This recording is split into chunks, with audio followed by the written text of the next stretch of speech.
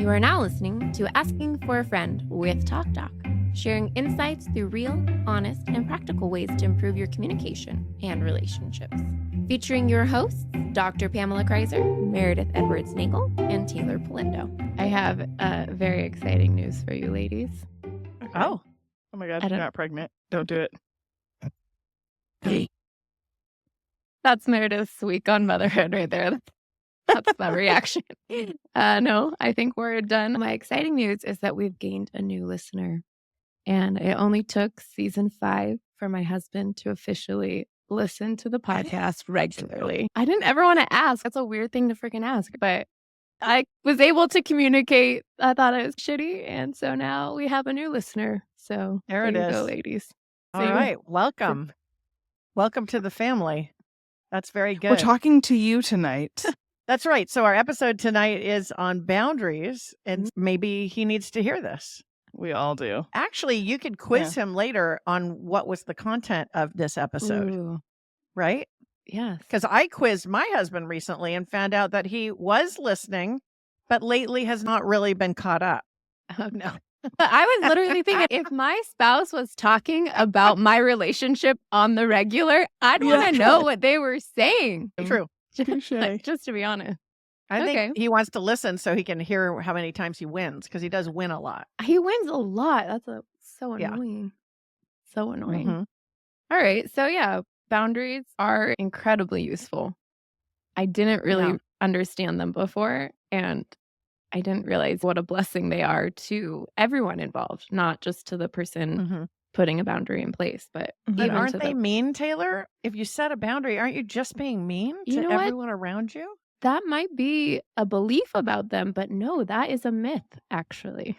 How we like to talk about boundaries here as giving someone the manual of how to treat you, giving someone the directions of the way you want to roll. And the idea is that if you don't give people that manual, they're not going to know how you want to be treated. And that leaves them guessing. Which I think, as we explore that, will help us to set a tone for relationships that actually strengthens them, why these boundaries actually matter.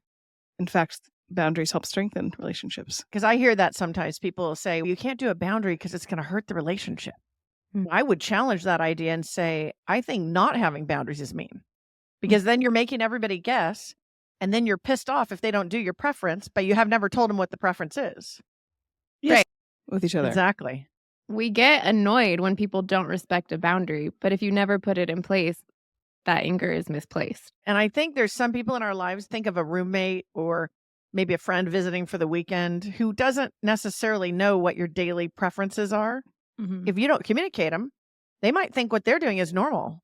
Maybe it's normal for people to just eat your food, or normal for people to fill in the blank, whatever it is at your house. And that's normal to them, but you never said it. And it's not normal for you. Okay, so before we go into the myths and everything, Dr. K, can you give us some understanding of what boundaries are? Yeah. When we're thinking about boundaries, we want to think about it as taking personal responsibility. So we're not trying to set a boundary to necessarily hurt somebody or block somebody out. We're trying to take responsibility and define what our expectations are, what are maybe some limits to what we can and can't do, and then create a framework for the healthy interactions. Setting that expectation and setting someone else for success in having that interaction with you. Great. But I think we have to talk about myths before we jump into how to set them. Okay. So Agreed. we have the first myth is that boundaries are about controlling people. So that's not true. Yeah. Yes. I have an example. I had this neighbor who used to, during the pandemic when I was working from home, used to drop by my house a lot, ring the doorbell, get the dog barking. I'm trying to teach my class on Zoom. It's not a great time. And in the pandemic, a lot of people were home. They were just cruising around, and people with normal jobs that aren't teacher jobs maybe can break off from their work and go socialize. I had to talk to this neighbor and say, I am not able to have conversations with you during the work hours, during the week. And I need you not to come by. And it wasn't because I wanted to control her. It was because my thinking about it was, I want a relationship with you. I want to have interactions with you. And they're only going to be positive when they're on the weekends, because that's when that's not happening. And so it wasn't about controlling this person. It was about saying, let's have a framework where we can have positive interactions. Because what it became was, oh, I'm irritated. There's someone at the door again. And I teach my class and I'm mad. That's a really good reframing of that, because I think for me, sometimes I have felt this desire to want to control a person's behavior to make it the way I want it. I think that's when boundaries done correctly kind of stops you in your tracks there, because the myth that we're talking about is that you can control other people with boundaries, but that's not how they work. And that's not how they're successful. Right. And I think it's important for people to distinguish that it's not wrong to visit me. Because you think about it, it's actually positive. You're trying to have a conversation with me because we're friends. That's a good thing. Yeah. It's not wrong to come and say hi. It's just not right for me during work hours. It's not wrong to do it, but it doesn't work for our particular dynamic. Yeah. And so helping that to be talked about, and then also talking about it so that it doesn't become a negative. Because you can see, like we talked about, if I don't give that friend the manual of how I roll, teaching from home, they're going to come over thinking I'm doing a good thing.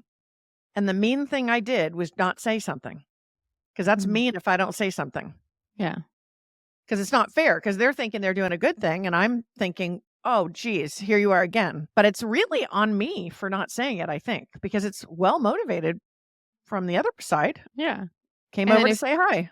If you were someone who didn't set the boundary and didn't explain that to them, then eventually you would just harbor all this resentment and build up frustration with someone and maybe snap at them for no reason later. And they're like, what the fuck is her problem? I come over every day to say hello to her. What a bitch. Right. And it's easy to do in my neighborhood. Good weather, walk the dog. Very straightforward, very innocent, honestly.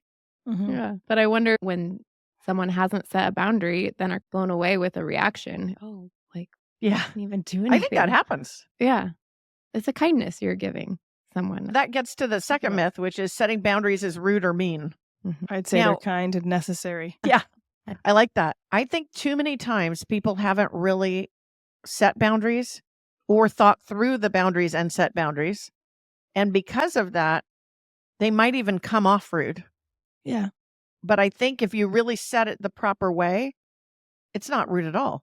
If you want to feel like the relationship you have with another person, like your neighbor, is positive, then it's necessary that you have this mutual respect between each other. I want to interact with you. This is good, but it's kind that it only is in this framework so we can have a positive relationship. I think that's necessary. If someone continued to do something that was constantly disrespectful and I didn't communicate that to them and didn't give them the opportunity to be respectful, it takes away the positive opportunity for good relationship, I think.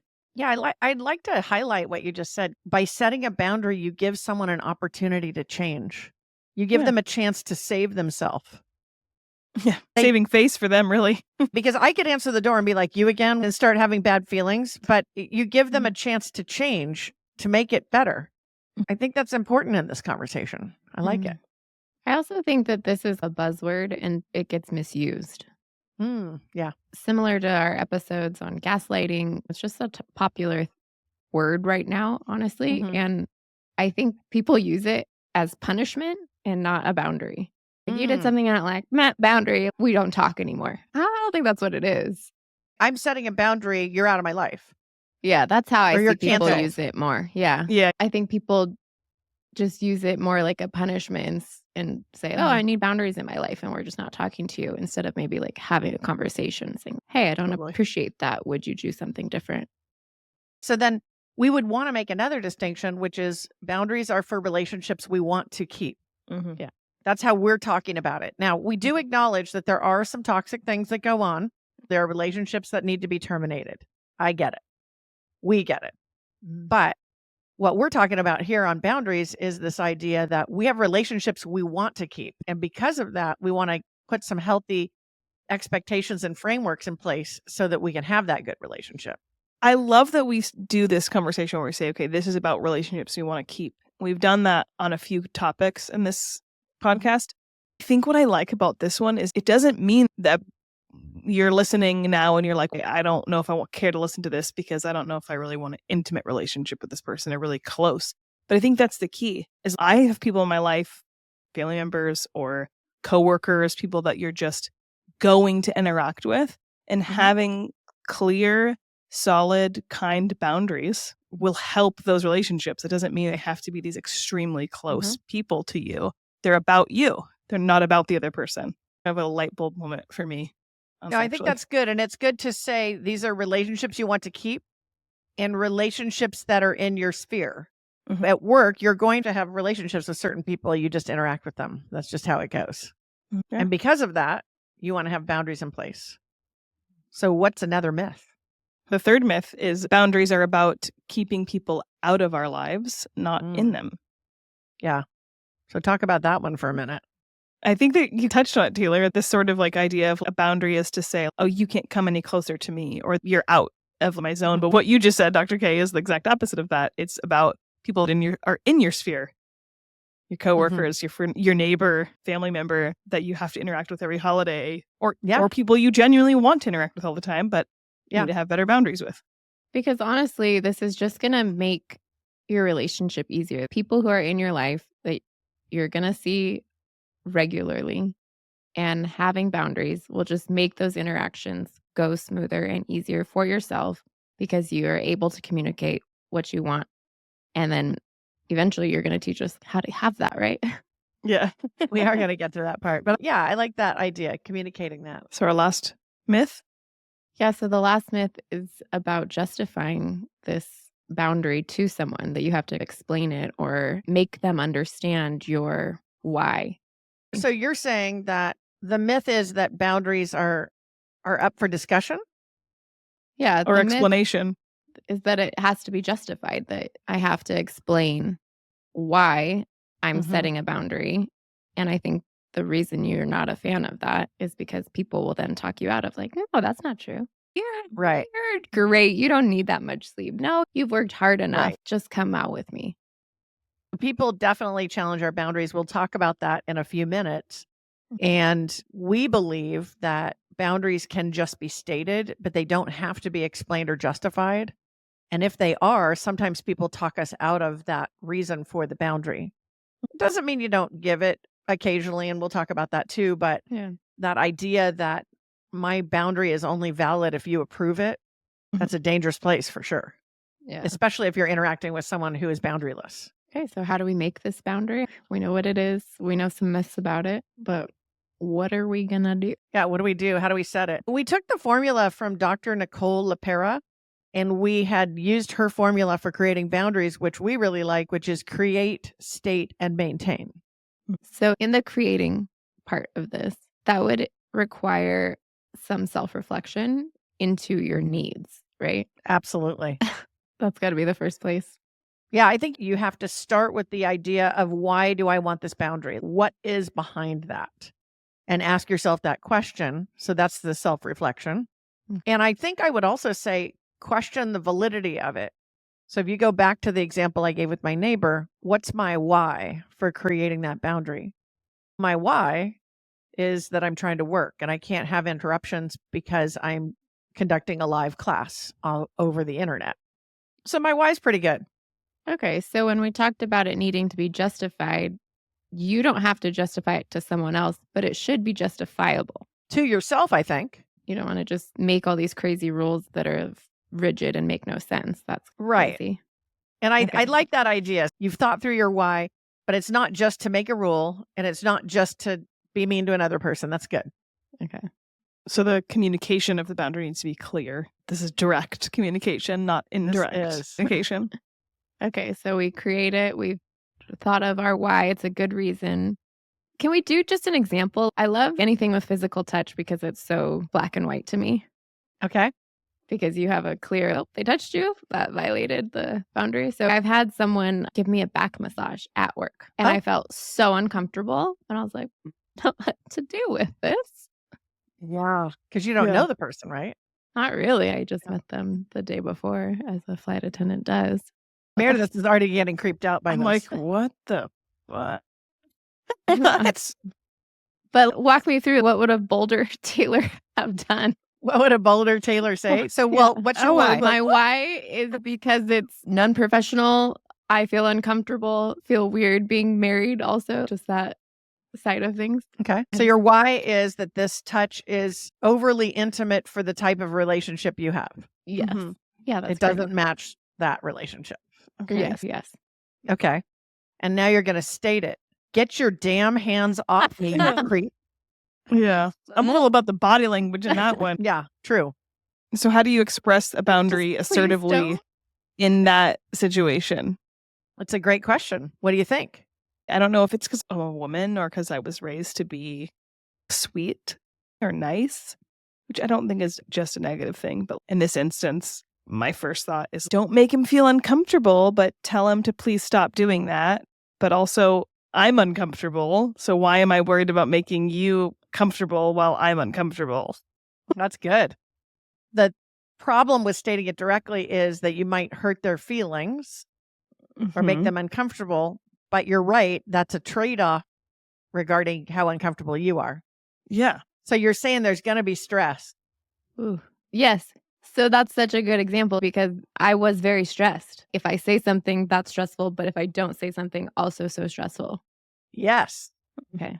You're going to have the stress either way. I think sometimes people think, oh, I'll just avoid it or I'll just slink out of there and try to not encounter that person or act really busy or say something like I have to go to the bathroom or whatever to try to get out of it. But remember, that's intentionally distracting away from a thing you should do, which is the boundaries. It didn't go well. I think I was just like, oh, you don't have to do that. Oh, that's too much work for you kind of thing. And then I probably grabbed a trash bag. I'm going to go pick up trash now. That's catering to the person that makes you uncomfortable, I think. It is. I think you're right. I like that distinction. The thing that I was thinking about in terms of phrasing is I think there's two starters for these stating of the boundaries that could work. Okay. I need ... or I can't ... Okay. So what would be the I need? I need you to stop that now, please. You creep. I know. We're laughing, but like I'm trying to really think of something. A simple one is I tell my toddler to say I need space when someone's touching her that she doesn't want the interaction. I need space. Yeah, but you could say that. I'm always wanting to dash some of these interactions with humor, which isn't always the correct move. But I need a little more years of friendship before one of those. Oh, I Well, like it doesn't that. mean it doesn't mean humor's wrong, but it is replacing some work that you would have actually done. Yeah. To call it out specifically, it's a diversion tactic. Yeah. Oh, for sure. What about I need you not to touch me right now? Of course. Oh, that sounds really difficult. You're just quitting the podcast now? I Okay. guess That's fine. that would be so hard. And I to blacked say. out after I said it. Why does that feel so difficult? I feel that because of who I am in the world, that it's not a sweet thing to say. And so that's why I would go with humor in that interaction. You still have the stress though. And it doesn't really communicate what I want it to communicate, which is I need that interaction not to happen again because I'm uncomfortable. So next time Taylor's on that flight with that other flight attendant. What was it? I need or I want? I can't. Or I can't. I can't. So I can't have you touching me right now. Or I can't have you touch me. Or I can't have you giving me a back rub. Yeah. The right now just to me feels like they're going to try later. Oh, Yeah. She wants me to do this later when we're on our layover. No. I like yeah. that. I can't have you giving me a back rub kind of I can't thing. have that right now. Yeah. Or I can't have you give me a back rub at work. But then it sounds like maybe not at work. I know. Yeah. Can have All these innuendos. I can't have you give me a back rub ever for the end of time. Oh, this is. I could see you doing that, Dr. K. Some professor just comes up to you and you're like, I can't have you doing that ever. I'm uncomfortable with you giving me a back rub. No, and I don't know if it's just my profession. I try to maintain this. It's a very friendly environment. So we are working, but we're all peers of some kind. It's just a very friendly, fun environment, flight attendants. And then even with pilots or passengers. So I get stuck with this a lot with people because passengers try to touch you, pilots, it's a whole thing. And I am always at a loss for words because I don't know how to say it. And I don't ever want to be rude or You have to say no harsh. thank you. You just have to figure out what's going to get the outcome that Yeah. you wish and what's going to help them and you have a better relationship. It The just- problem with this example, though, is Mhm. that I don't know if this is a relationship you want to keep necessarily. Coworker. It's more like a work one where this is a relationship I have to manage for now, maybe again if I see you again. Can we think of another example that's not physical and just something that's a little bit more? Well, let's finish this example and then we'll Okay. think of another one. Okay. Okay, so we figured out your why, which is you're uncomfortable. This is for a variety of reasons, not something you wish to do with someone not your husband. Yeah. You state it. I'm uncomfortable with you giving me a back rub. And then you maintain it, Okay. which means you don't say anything else. You don't pull it back. You don't say, oh, I know you were just being nice or ha or whatever. Mhm. When you maintain that boundary, you don't retract it. So you don't say, well, I'm in a bad mood or there's some qualifier that makes it less of a boundary. Right. That's where I think a lot of women honestly go Yeah. wrong. Yeah. Don't maintain the boundary, they withdraw it. You're trying to soften the blow, but in doing that, It's you like, I take know you away the didn't mean respect. anything by it. Yeah. You're a nice person. And then they're, oh, she knows I didn't mean anything by it, so I can do it. Yeah. Mhm. The problem with it is you're just not standing up for yourself fully when you retract. Yeah. So let's think of another example. Yeah. What's more day to day? How about just someone showing up at your house? That's a good Okay. one. The mother-in-law, father-in-law, aunt or uncle that just shows up at your house. I need to be prepared for someone to come to my home, whether that means by being Okay. dressed or I like to clean up a little or have just a readiness for someone's arrival to my house. So I want to express to this person like that I need them to tell me before they come because the dog will bark and wake up my kids and they're napping. And that really upsets me. So that's your why.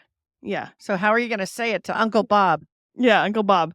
I would say, hey, I was going to qualify it. I appreciate your visit or something. It doesn't mean you can't qualify it, but you don't want to have so much decoration around the boundary that you can't see the actual boundary. I tend to do that. So you hear people say that. They'll be like, I know you didn't mean anything by it, and you're such a nice guy, and I know you would never want to do anything. Then you say the boundary, and then you say, but of course, that's fine, and I didn't mean it, and you can come on Thursdays whenever you want, and then you've fallen apart and retracted your whole boundary. Yeah, so maybe something more simple. Hey, I so enjoyed time with you and your company, but I need for you to... What? You're just going to sandwich all the compliments. I was just going to say, I enjoy time with you. I need for you to give me at least a 15-minute heads up before you come, because that works for me before I have visitors. I don't want to go through all the explanation because the dog could bark and then you'll wake the kids up because I just might not have a bra on because I just don't want to see you and I want to think of some reason to make an excuse. You want to have a bra on. Like, honestly. No, that's a thing. Yes. What if you said, hey, I know you're coming over Tuesday. I need a 15-minute heads up before you come. Teighlor wins the podcast. And then I'm holding all the words that I want to say in right now so they don't just come out after. I like it. Because I think that's practical to, when the boundary is about to be violated. I'm anticipating all this stress. Let's nip it in the bud. Let's get ahead of it. But here's what I want you to think about, Meredith, which is don't add the last part you want to add so badly in. Because this is why. Because too many times we do that and then they talk us out of it. So I'll say, I don't want the dog to bark because it's going to wake up the baby. And they'll be like, the dog's fine. Just put the dog out. Just put the dog out and then there'd be no problem. I can just show up. Yeah. And when we give that why, sometimes people take it and misuse it. Yeah. And they use the why against us. So it's the same thing when I don't want to go out on Saturday night, but my roommates say, come on, we're going out. We're going to have a great time. And I say, you know what? I want to stay home and study. And they say, oh, you don't need to study. I saw you studying earlier today. You're fine. And as soon as I give that why, I might hand them the controls. And people who are boundaryless love taking those controls and using them against us. And then it goes back to what we talked about, which is talking us out of those boundaries, which is terribly stressful also. So I guess we'd want to say the obvious here, which is true about physical touch or any boundary. You don't have to tell people why you have your boundary. It's okay to say it's not right for you. Yeah. So the person that wants to give you the back rub or come over unannounced or eat your food or tell you have to go out, if it's not right, you don't owe them an explanation. Yeah. You might decide to do it, but you don't owe it to them. And I think when you're raised, I'm speaking as a woman, but I think maybe some men could relate to be like more caretaker-ish on that side of people, that you feel this need to bend to people more. So that's helpful to hear, to learn how to stop before the explanation so you don't get yourself talked out of something. Because I honestly think some men can be that way. I think maybe it's people pleasers. Yeah, people pleasing, or maybe you're just the firstborn, or whatever role you fill in your family where you take care of things. I think my relating to this is then I'm not taking care of the person by explaining to them, but that's not true. That is not true. That's it. I can tell someone how I want to be treated, and that's good enough. And someone that has love and respect for me and wants a good, positive, healthy relationship with me will let it be what it is. Yeah. Okay, so here's the question. Let's just do a couple scenarios. So your family expects you to attend every family gathering. I do this to my family. You do this? Okay. I do this. Yeah. So family, if you're listening to this, is how you're going to set a boundary with Teighlor. Yeah. You need to set boundaries for your time. What's a respectful way to say you're not coming to an event? Unfortunately, we're going to have to miss that event. I'm so sorry. Yeah, the so sorry is a little. Yeah, I would say. But that's not saying, oh, I wish I could, because that's a lie, or it's not saying. But are you so sorry you're missing the event, or so sorry I had to lay down a boundary? You might be just sorry to piss someone off. But I think that's the point. That's the explanation that doesn't need to be given. Why would you say something like, I enjoy your parties, we're not able to make that one. Or thanks for the invite, we're not able to make it. There it is. And then just stop. Yeah. No more. Yeah. No dog pile of words. I will say, I truly have gotten so much better about saying no to things. I have stopped explaining why, because on the other end, I don't really appreciate people's whys. Oh, you think that's more important than me? I find it hurtful. Oh, you don't know how to prioritize my relationship. Okay, you can't spend time with your partner and come to a friend's house? And I start to judge them, or I'm like, oh, I have these friends in town and I need to see them. I'm your friend in town. Don't you want to see me too? And then I start to compare. It doesn't always serve the person. Yeah. I have found it to be hurtful to myself. So I've stopped doing that because I don't want them to think this thing is more important than them. And that's why I can't come. I'm just not available.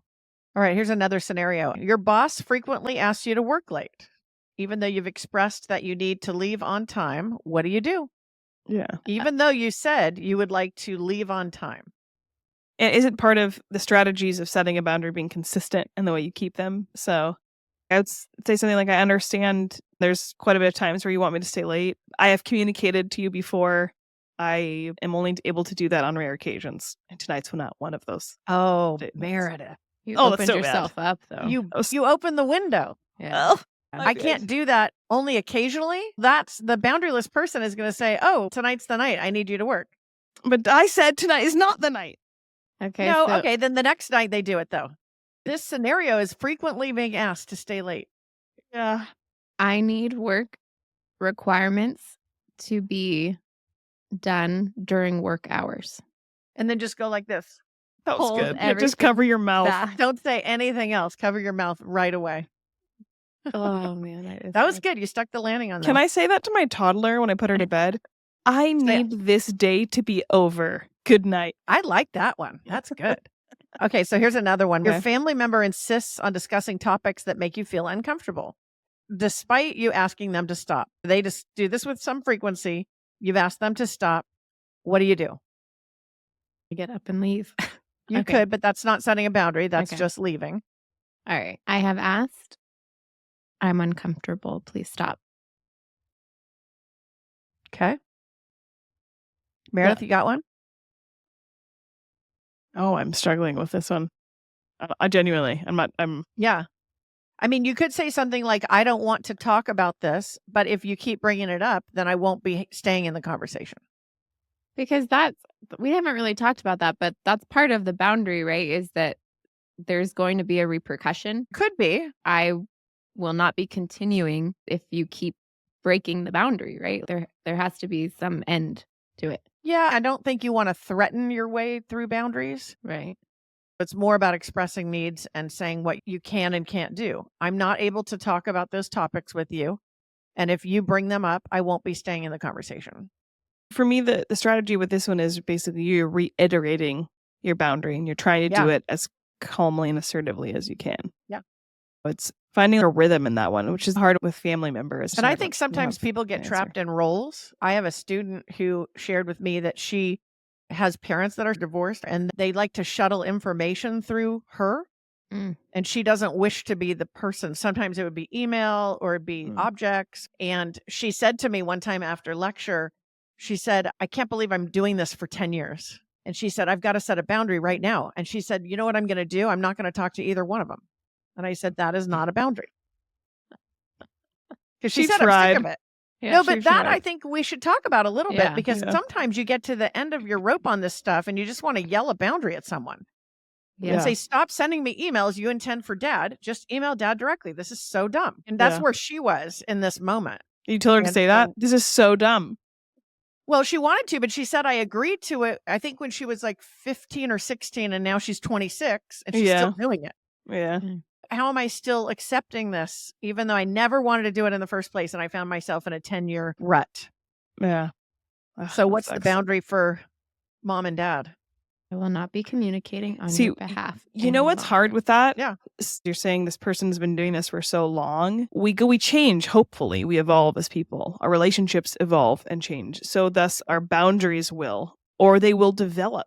So this person was a child, didn't know about how to make this boundary, grew up into an adult, is now taking your class and realizing, wow, the tension I feel in myself, the stress I feel in myself is a crossed boundary.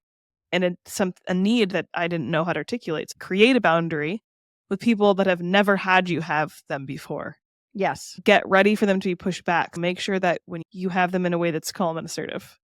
So I think those two things need to be simple. Yeah. Let's role play that. So let's say you're the student, Meredith. Okay. And I'm one of the parents.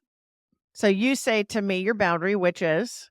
I know we've had this pattern where you give me things to give to dad, or you send me emails to tell him certain things, and I haven't said anything about it, but I need you to understand I'm not going to be doing that anymore. And I need you to, I'm telling you not to do something. No, I like that though. Yeah, I'm no longer going to be able to give him things or send forward emails for you.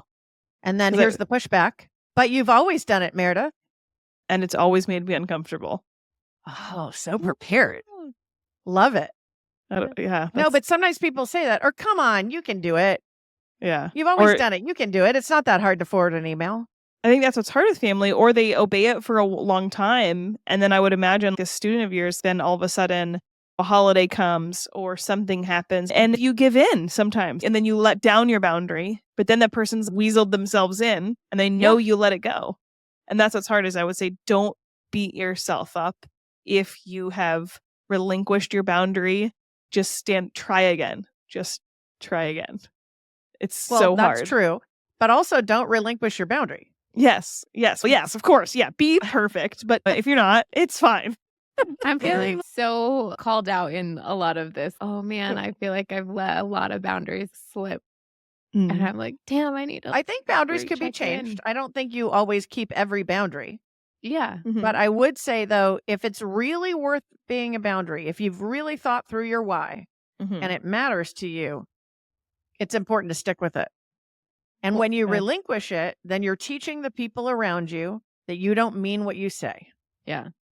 The boundary I'm thinking of, I'm realizing I tried not to be so rigid. And now it's, wow, you just ran with it. And I don't understand where we are now because I've asked for something and it's not being respected at all now. And now I'm going to have an even harder conversation. So I should have been proactive and maintained my boundary. That's a good comment, Teighlor. So the idea is, as much as we don't want to have the stress, that secondary stress is way worse, I think. Yeah. Where you put the boundary out, then you retracted it. So I say to Meredith, well, can't you just send this one email? And you say, sure, I can do it the one time. And then the next time I say, can you just do me a favor and send this one thing? And you're back in it.